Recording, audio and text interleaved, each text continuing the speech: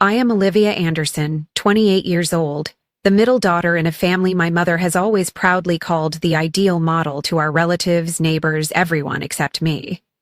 If you asked me what I remember most in life, it would have to be last year's family reunion, the one where every eye in the room was fixed on me, but not out of pride. I was the only one singled out as the disappointment.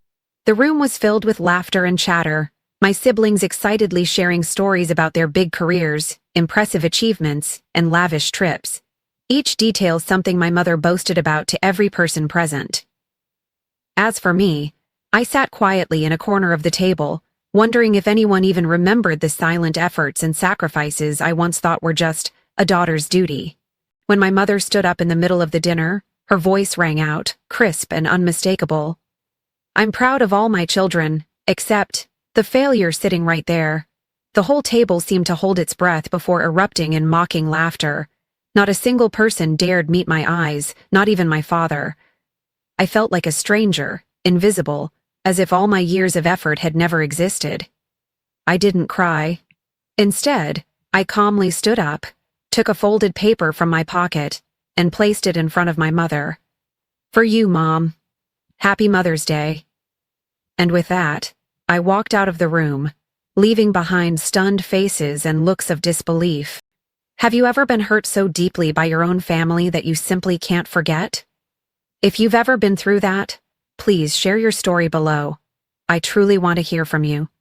I grew up in a small town in the Midwest where everyone knows your name, and the stories of each family are always the main topic at church, the supermarket, or any little cafe in town. On the surface, my family was the perfect reflection of all the traditional values our community admired. 4 siblings, my dad a manager at the local bank, my mom a well-known strict and by-the-book middle school teacher. Every summer brought picnics and perfectly framed family photos hanging in our living room. And never without my mother's constant reminder, our family must make the Anderson name shine. Even as a child, I knew my mother was the real power in our house. She decided everything, from what we had for dinner, to the color of the curtains, down to what each of us would study, which sports we played, and who was allowed to come over.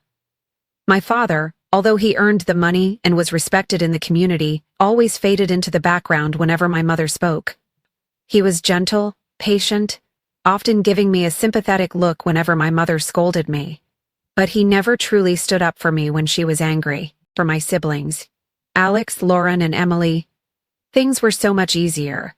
Alex, the eldest, was Mom's pride after winning a full scholarship to a prestigious university.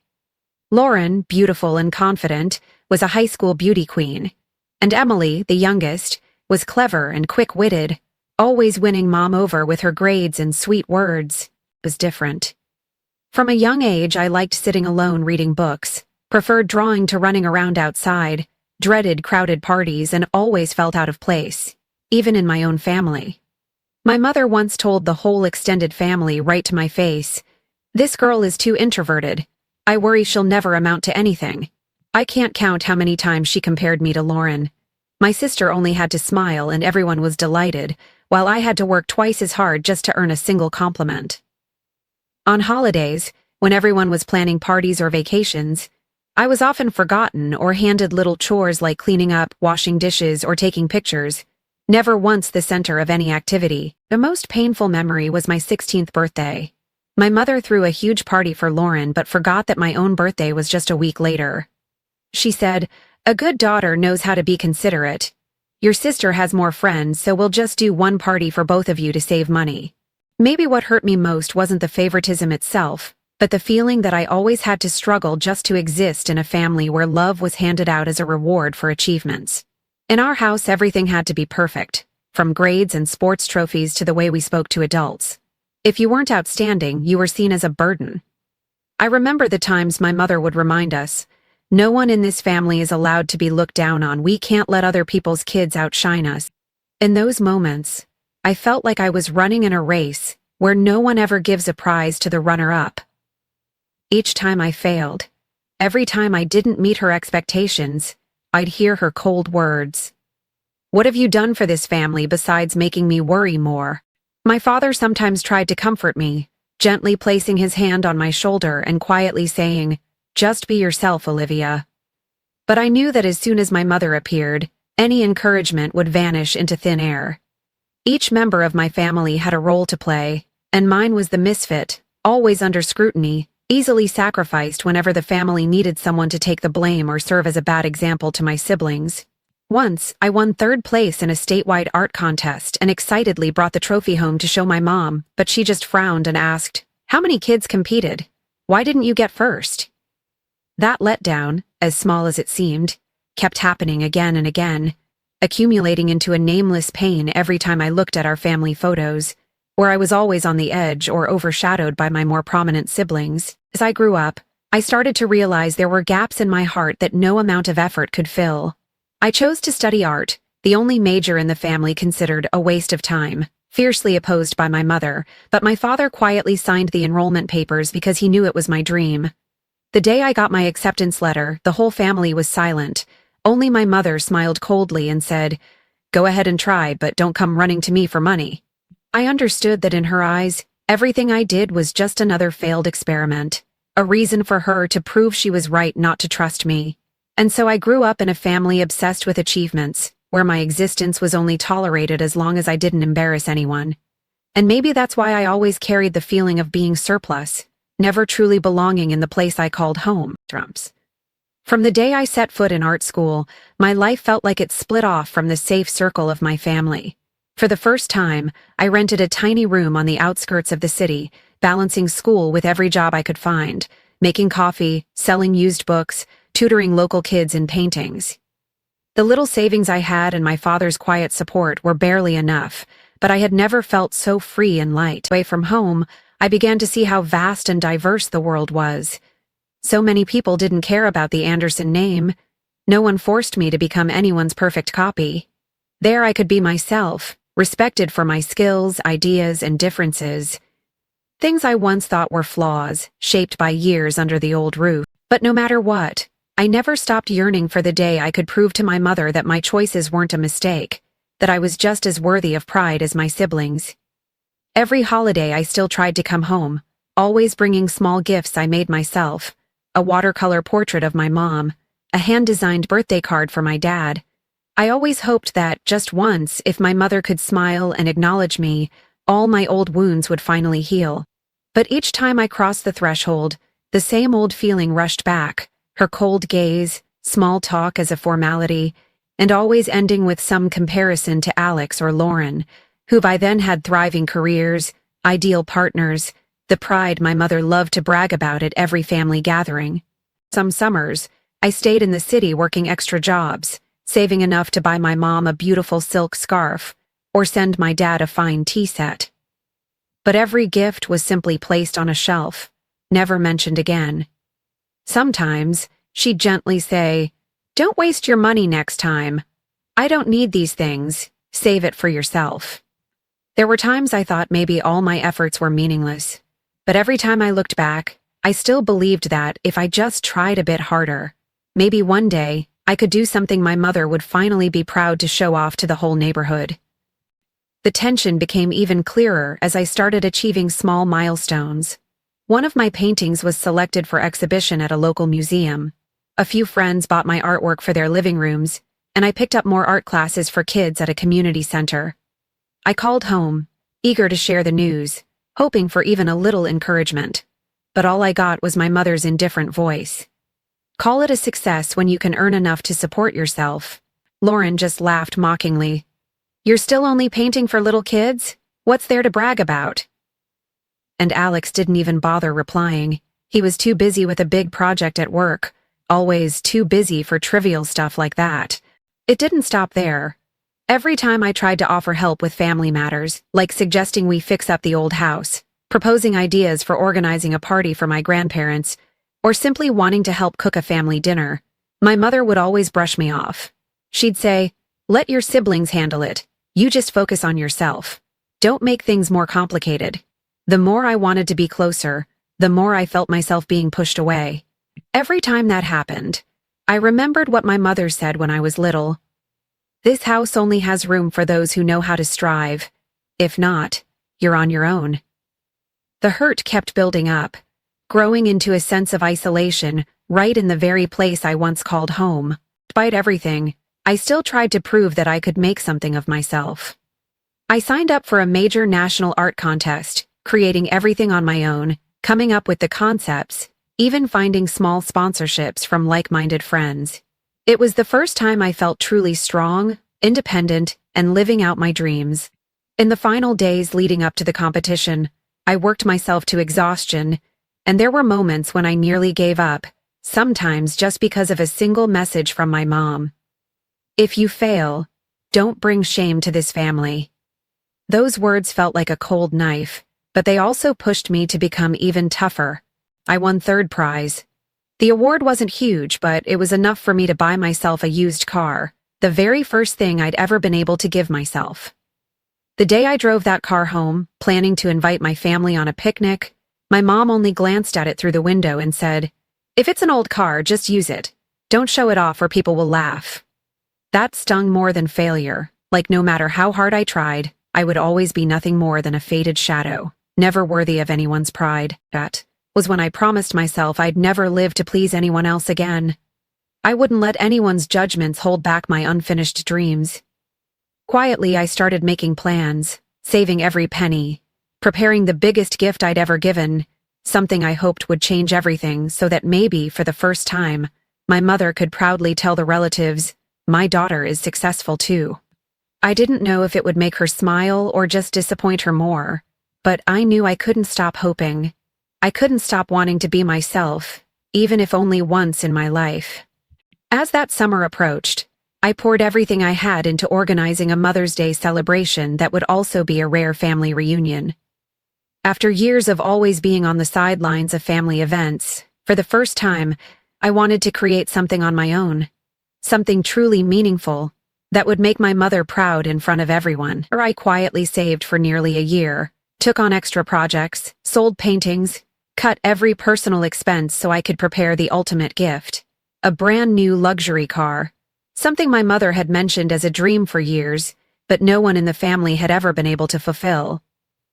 I even asked my closest friend to design a beautiful letter, inside which were the papers transferring the car into my mother's name. Every bit of paperwork complete, just waiting for that moment at the party. That morning, I woke up early, checking every detail one last time. Looking at the shiny new car in the first light of day, I imagined how radiant my mother's face would be, how surely she would proudly say to everyone, "The daughter everyone thought was useless has achieved something remarkable." I silently prayed, just this once, let her hug me and say something gentle like she always did for Lauren, Emily, or Alex whenever they succeeded. But all those tiny hopes shattered in the very moment my mother stood up in the middle of the party. From the moment I walked into the restaurant, I sensed something was off. Everyone was laughing and chatting, showering Lauren with praise for winning a major award at work, congratulating Alex for his recent promotion, and celebrating Emily, who was about to study abroad. My mother, striking in a new dress and with her sharp, icy gaze, kept boasting about her children's achievements. Every child except me. I carried my little gift box, the letter I'd prepared, intending to find the perfect moment to give it to her, but it seemed no one even noticed I was there. Even when I greeted her, she barely glanced at me and said, "You're here? Just sit at the end of the table, I'm busy talking to guests." Dinner began, everyone raising their glasses to celebrate my mother, then turning back to talk about my siblings' bright futures. I sat quietly, choking down spoonfuls of soup, my heart pounding not with excitement, but with a sinking feeling that something terrible was about to happen. Midway through the meal, my mother suddenly stood up and asked for silence so she could say a few words. I waited, hands clutching the little gift box tightly, ready for the moment I thought I'd remember forever. But instead of thanking me, my mother looked around the room, let her gaze settle on me, and bluntly said, "I am so proud of all my children. They're all outstanding, talented, and make me proud every time I talk about them. Except for the failure sitting right there. I truly regret that I can't tell my friends I have 4 successful children." The room froze for a second, then burst into mocking laughter from some relatives, with satisfied looks and whispered comments like, "She's right, you know." No one spoke up for me. My father sat with his head bowed, my siblings all looked away. In that moment, it felt like the whole world turned its back on me. I can't remember how long it took me to gather myself and stand up. My chest was exploding with emotions, shame, pain, anger, and a strange sense of calm. Quietly, I walked over to my mother, set the gift box and letter down on the table as every eye in the room stared in shock. My voice was steady but clear. "For you, Mom. Happy Mother's Day." Then I took the car keys from my pocket and placed them next to the gift. No explanations, no more expectations. I turned and walked out of the restaurant, ignoring the murmurs behind me and my sister's calls after me. As I pushed open the door, a cold gust of wind swept through, but I felt lighter than I ever had. I stood looking at the brand new car that, just minutes ago, had been a symbol of hope and reconciliation. I knew what had just happened wasn't just another public humiliation. It was the final confirmation that in this family, I would always be on the outside. A few minutes later, I heard my mother's piercing scream from inside as she opened the letter and realized everything she'd just lost, not just the gift, but also the last bit of faith I had in family love. That was the moment I knew it was truly over. I left the restaurant that day feeling empty, not even bothering to wipe away my tears or look back. The streets were still busy, golden sunlight stretching across the road, but for me, everything felt drowned in darkness. I drove aimlessly, just wanting to get as far away as possible from the laughter, the pitying glances, and especially my mother's words, echoing like a knife in my mind. Except for the failure sitting right there. Every time I remembered it, I felt drained of all strength, unable to tell the difference between anger, despair, and self-hatred. The first night after the party, I sat alone for hours in the tiny rented room on the city's edge, just staring at the gift box that was supposed to be for my mother, but now was just evidence of my own foolishness. Every word of encouragement I'd ever heard suddenly felt meaningless. Even my father's occasional gentle looks couldn't ease my loneliness. I tormented myself, wondering where I'd gone wrong, why, even after trying my hardest, I was still nothing more than a shadow, never once acknowledged or included in that circle of love my siblings enjoyed. In the days that followed, I didn't want to leave the house. I turned off my phone, cut all contact with my family, didn't reply to Lauren's perfunctory check-ins, and certainly didn't read the vague reproaches from relatives on social media. I fell into a state only those who have been rejected by their own family can understand, as if I had been exiled from the home I spent my entire youth hoping to belong to. Every morning, I had no reason to get out of bed, half-finished paintings piled up on my desk, but not a single brushstroke could save me from the abyss of emptiness. I began to question my own worth. Was a daughter with no major achievements, not enough to make her mother proud, still deserving of love? I remembered every little detail. Those forgotten birthdays, gifts no one ever opened, all those nights lying awake, listening to my mother talk about my siblings' successes without ever mentioning me. Every old scratch became a deep fracture, making me feel like nothing more than an extra in my own family. The more I looked back, the more I grew to resent trying so hard just for approval. It's ironic. I grew up believing that if I just sacrificed, if I was kind and tried my best, then one day I would be accepted. But the truth is, in some families, love is something you only get if you're good enough. There were nights I cried uncontrollably, weeping because I felt so lost in this crowded city, because the memory of that party replayed in my head like a broken film reel. I once told myself that if I just tried a little longer, if I was patient enough, my mother would finally see I wasn't useless. But now, that faith was shattered.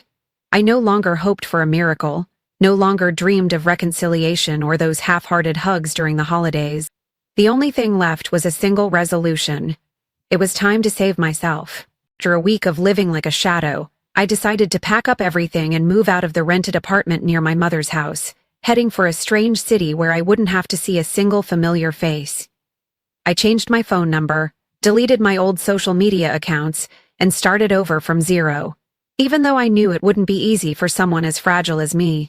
On the day I left a short note on my desk for my mother.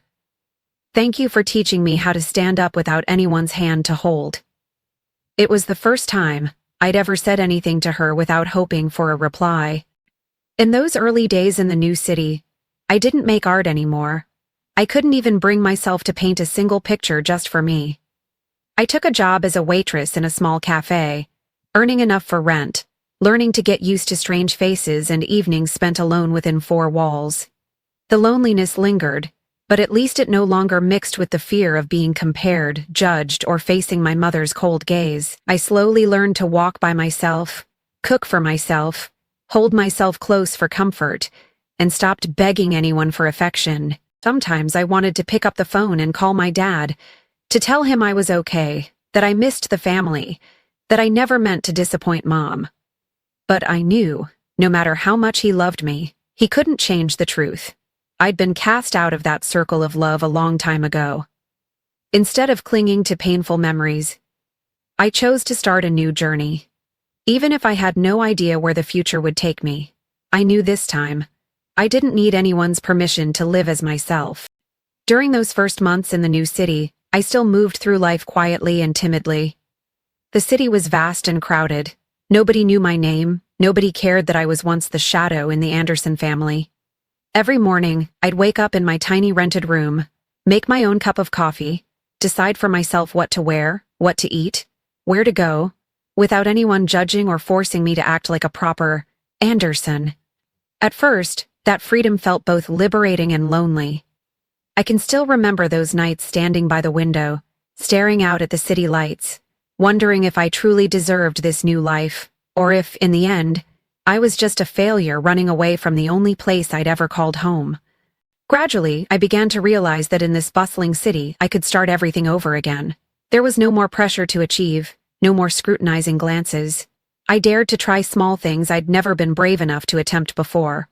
I took a simple weekend baking class, made friends with others who had also moved here to escape heavy pasts. Some afternoons, we'd sit together in the park, sharing stories of failure, pain, and unformed dreams. For the first time, I felt real empathy. No need to be better than anyone, and no one made me feel I had to deserve love. Those new friends taught me how to slow down, how to appreciate simple things like the afternoon sun or the smell of fresh bread in a tiny kitchen. I also met Maria, the owner of the cafe where I worked, who encouraged me to return to painting. She never asked what awards I'd won or cared about my grades or my past. She just said, "If you love painting, then paint. No one has the right to take that from you."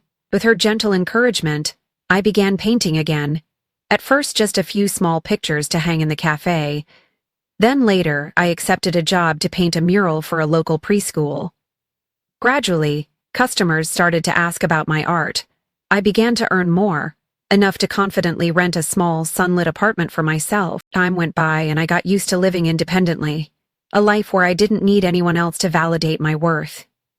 Once, I invited a few close friends to my home, cooked for them myself, told funny stories, put on music and danced as if I'd never been held back by anyone's expectations.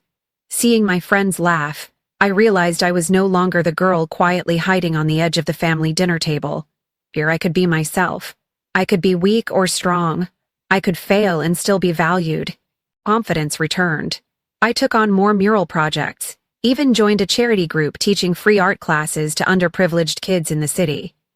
The achievements were small, but enough to make me feel proud of myself, not because someone in my family recognized me, but because for the first time, I dared to live true to my feelings and dreams. My new friends respected me for who I truly was, not for the Anderson family label. Sometimes, when I caught the bright eyes of a child in my art class after they finished a painting, I saw myself as a little girl again. Only this time, no one could take that joy away from me. Occasionally, my mother still sent brief messages, sometimes asking about my health, sometimes just reproaching me for missing important family occasions. I didn't reply right away, and it didn't hurt like it used to. I learned to set clear boundaries, to understand that coming home should only be for a place where I was truly accepted. Every now and then my father would call, his voice heavy with sadness. I'd gently answer, "I'm okay, Dad. This time, I really am." I was no longer the daughter who needed validation from applause or reluctant hugs. True maturity came from the days I had to pull myself up in the darkness, to allow myself to fail, and to give myself the chance to stand up again. I realized that if I didn't love myself, didn't define my own worth, No matter how hard I tried, I'd never satisfy anyone else. The past is still there, and the wounds still ache, but now I know how to bandage them, how to comfort myself I did it, even if no one else ever sees. Perhaps the greatest turning point in my life wasn't how many more achievements I racked up, but the sense of freedom and peace I felt every morning when I woke up. No one else had control over my emotions or my future, only I did. It was something I had never dared to imagine in a lifetime spent in my family's shadow. It was only when I thought I was truly free that I'd finally shaken off the darkness of the past, that my mother unexpectedly reappeared in my life, not as a caring mother, but as a woman full of calculation, driven by necessity. It all began with a strange phone call on a Saturday night, just as I was finishing a mural for the preschool near my home. My mother's voice came through the phone, no longer sharp or proud as before, but with an urgent, almost pleading tone. "Olivia, I want to see you. Our family. There's something going on." At first I was confused, unsure whether to feel happy or worried. It had been so long since I'd heard my mother's voice outside of her terse, reproachful texts. Part of me still hoped that after everything, my mother would finally see my true worth, that she'd want to mend things, that even a simple apology would be enough for me to let go of all the resentment. But when I agreed to meet at a small cafe on the south side of the city, that thin hope quickly faded. My mother showed up with Lauren and Alex. Their faces were tense, but their urgency couldn't mask the calculating look in my mother's eyes, as if she was already scripting another plan and I was just her final pawn. After a few awkward pleasantries, my mother began explaining the family's troubles. How Dad had just lost his job, Lauren was facing major debt from a failed investment, and Alex had been demoted because of a scandal at his company. She didn't mention Emily, only saying briefly, "Your sister's fine," before moving straight to asking me to contribute a large sum of money to help the family out of their predicament. "You're the only one who's stable now. I know you can help," she said, her eyes glinting with calculation. "Blood is blood. Surely you wouldn't turn your back on your family when we're in crisis." Her words were like a knife slicing through the last shred of hope I had left. I looked at each member of my family, faces I had once loved, whose approval I'd once desperately craved, and now all of them were staring at me with expectation. No one mentioned my old wounds. No one asked how I'd survived during my darkest days. Not a single word of apology for that dinner, or for the years I was cast aside. Everything came down to obligation, to sacrifice for the family, as if, all these years, I'd always been just a backup, only remembered when they needed someone to save them. I tried to keep my voice steady, asking my mother gently, "Have you ever truly been proud of me? Have you ever told anyone I was a successful daughter?" The question made the whole table fall silent. My mother avoided my gaze, forcing a smile. "Don't think negatively. I always want the best for you kids. Now that the family's in trouble, surely you'll help." Alex jumped in, irritated. "You're making too big a deal out of this. Why keep score with your own family?" I stayed silent, feeling more clearly than ever. To them, I only had value when I could give money, effort, even my youth and dignity. I glanced at Lauren and saw her head bowed, unable to meet my eyes, as if she was afraid to admit the family's selfishness and lack of empathy. As for my mother, even as she tried to appear gentle, I saw that she felt no regret at all, just the impatience of someone who had run out of other options. I wasn't angry, nor did I feel the old pain anymore. Instead, I felt lighter inside, as if I had finally cut out a tumor that had been growing in my soul for far too long. Now, I was clear-headed enough to understand that, even if my mother or my siblings spoke words of love, my value to them would always be tied to what I could provide for the family. That realization was both bitter and liberating. It helped me see that I was no longer the little girl who would forgive any hurt just for a moment of recognition. That meeting ended in silence. I gently declined all of their requests, simply saying I would think about it, then left the cafe under my mother's disappointed and somewhat angry gaze. As I turned away, my mother called after me, "Olivia, you're the only one I trust right now." I didn't respond. I just walked away, feeling not a single ripple of resentment, only a strange peace, as if I'd finally closed a door with no way back. That night, I lay on my bed, watching the pale yellow light dance on the ceiling, thinking about everything that had happened. Maybe this meeting would be the last time I expected anything from my mother and family. From now on, I would live my own life, a life built from scars and the determination to rise up at the end.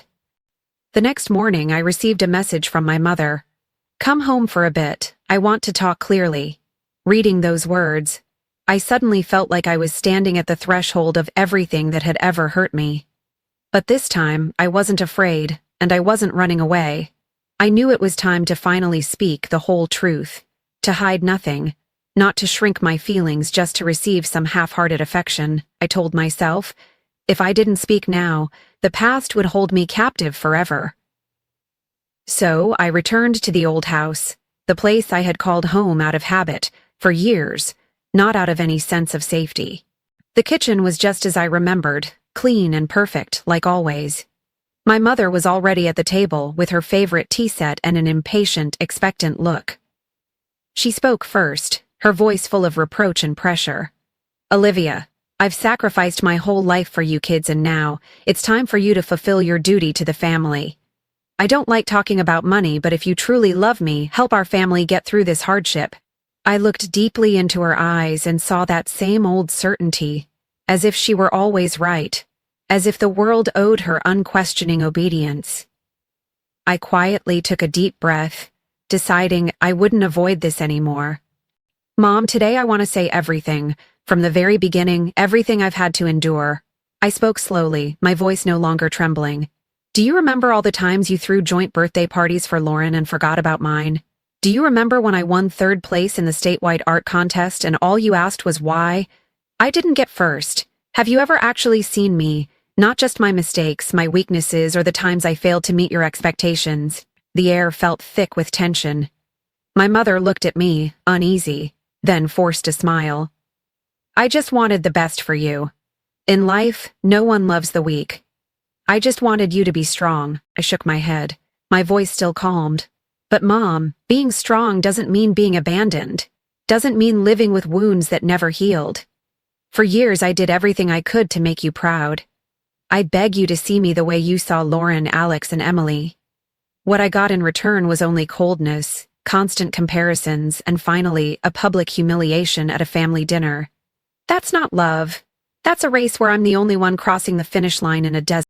My mother started to cry. Those tears used to soften my heart, used to make me apologize even when I'd done nothing wrong. But this time, I looked at her, calm and clearer than I had ever been. "For Mom, tears won't change anything." I waited for an apology, for a genuine hug, but I never got one. "Today, I don't blame you anymore, and I'm done trying to change you. I just want to say, from now on, my life will be decided by me. I don't owe you anything, and you no longer have the right to demand I live for someone else's dreams," she sobbed. "But Olivia, family is the most important thing. Everything I did was just to make sure you kids became useful people. How can you be so cold?" I smiled gently, feeling a lightness as, for the first time, I no longer felt guilty. Family is supposed to be a place to come home to, a place where everyone is accepted whether they succeed or fail. If you've never understood that, I can't force you, but I have the right to create my own family. A place where no one is ashamed of their past, where no one is left behind. I pulled a check from my pocket and placed it on the table, the amount just enough to help my family get through this rough patch. I spoke slowly. "This is all I can do, as someone who was once part of this family. But it's not an obligation. After today, Mom, please live however you wish, and I'll live as I deserve to." I'm no longer the girl standing on the edge of the table waiting for a nod or a look of pity. Stood up, calmly reclaiming the keys to the luxury car I had once given her, quietly retrieving the transfer papers that no one had managed to sign.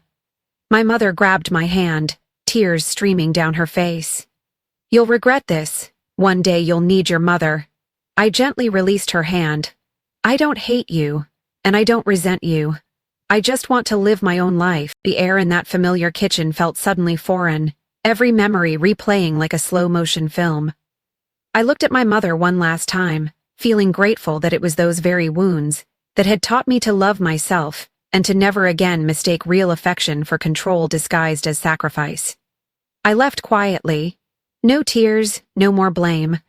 Stepping through that door, I knew I was leaving the past on the table, keeping only the part of life that truly belonged to me. A year has passed since I left that old house.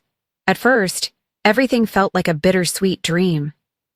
Some mornings, I would wake up still thinking I was trapped in a nightmare, being called a failure again, having to defend my own worth before a merciless family tribunal. But then, as the first sunlight crept through the window of my little apartment, as the birds called to each other outside my balcony and stirred the thin curtains, I finally believed I had freed myself from the darkness of the past. No one watching my every move anymore, no more cold reminders. I began a new journey, one where I lived for myself and no longer feared anyone's gaze. I invited more time to myself, to the simple things that once were dismissed as a waste of time. Making a good cup of tea, painting for hours with no purpose, rereading old books I used to hide under my pillow for fear my mother would call them useless. I reconnected with friends, the ones who had silently cheered me on from afar, even if they never said it aloud. A small group of friends with artistic souls became my second family.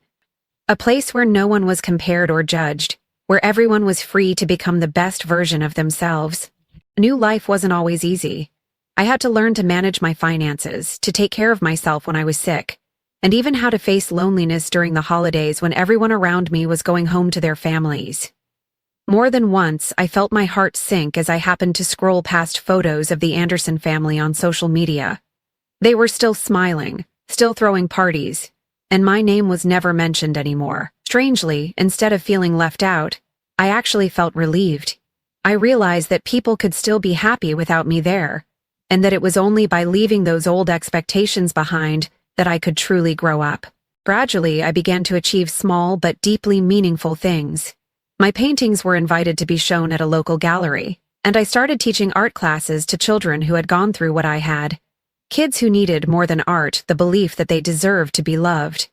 One little girl once asked me, "Miss Olivia, if my family doesn't love me, can I make a new family for myself?" I hugged her and whispered, "Of course you can. Sometimes the family you choose for yourself is the one that heals you the most." One autumn day, I got a call from my father. He didn't say much, just softly told me, "Honey, I'm proud of you. I'm sorry I wasn't strong enough to protect you when you needed me." His words felt like the final drop of warmth, soothing every wound in my heart. I forgave him, and I forgave myself, for having been weak, for wasting so many tears on people who were never willing to change. From then on, I felt as if I had finally untied the invisible rope that had bound me for most of my youth. Looking back, I understand now that all the scratches, the times I was forgotten, humiliated, or pushed aside, weren't signs of failure. They were lessons that taught me how to get up again, how to love myself unconditionally. I am grateful for that journey because it made me stronger than anyone I used to know. Now, I no longer need recognition from my mother, my relatives, or any small community obsessed with impossible standards. All I need is peace in my heart, the quiet pride of walking my own path. If you've ever been deeply hurt by those closest to you, if you've ever been cast out from the place you called home, I want you to know you are not alone. Your value doesn't lie in anyone's eyes, not in your achievements, not in empty handshakes or superficial praise. Your value lies in you, in your willingness to stand up, to set boundaries, to say enough to those who don't deserve a place in your life. Real family is where you get to be yourself. And if you have to create that place for yourself, be brave enough to do it. Every step you take is worthy of respect. Every hurt is a seed of new courage. Thank you for staying with me until the end of this story. If you've ever gone through something similar, please share your story in the comments. Because when we share, we're no longer alone. Who knows, you might even find a new family, one warmer and fairer than you ever imagined. And remember, sometimes the bravest thing isn't forgiving others, it's forgiving yourself and choosing the happiness you truly deserve.